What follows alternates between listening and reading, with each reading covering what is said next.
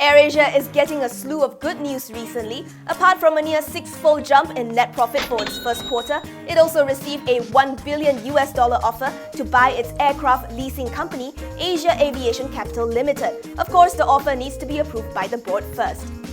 Whether we sell it now, whether we sell it later, all those strategic investments we will never hold forever. We will never hold AirAsia X forever, Tune Insurance. These are all great ways of generating cash. AirAsia started the leasing company in 2014 and made its first deal by leasing out aircraft to Pakistan International Airlines. As demand in this continent continues to rise, Fernandez said more airlines are seeking to rent its planes. Meanwhile, he added that AirAsia hopes to relaunch AirAsia Japan by October this year. This will be the airline's second attempt into Japan after its first JV with ANA fell apart due to disagreements between the two parties. 1MDB has paid up its interest on a bond that's due in 2039. The payment amounts to 143.75 million ringgit on its 5 billion ringgit 5.75% Islamic medium-term notes. It made its payment in line with the payment schedule. In a statement, 1MDB chief Arul Kanda said the company has ample liquidity to make interest payments and service its current debt obligations. He added the strong progress achieved on the rationalization plan also further supports 1MDB's stable financial position. The state-owned firm reiterates that it will continue to honor its debt obligations despite its dispute with Abu Dhabi-based IPIC.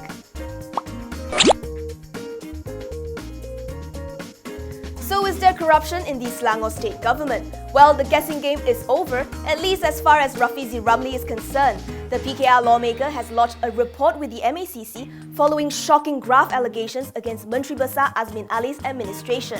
Rafizi initially raised the claims in a leaked WhatsApp message, accusing state officials of seeking money and women in dealings with state matters.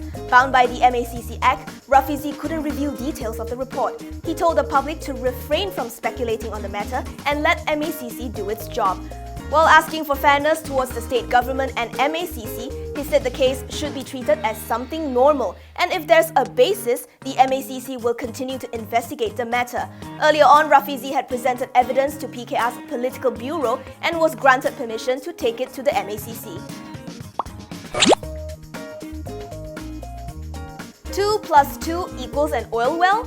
In an interesting pivot from its oil and gas core, Tanjong Offshore has signed a MOU with the Hills Education Group to diversify into the education business.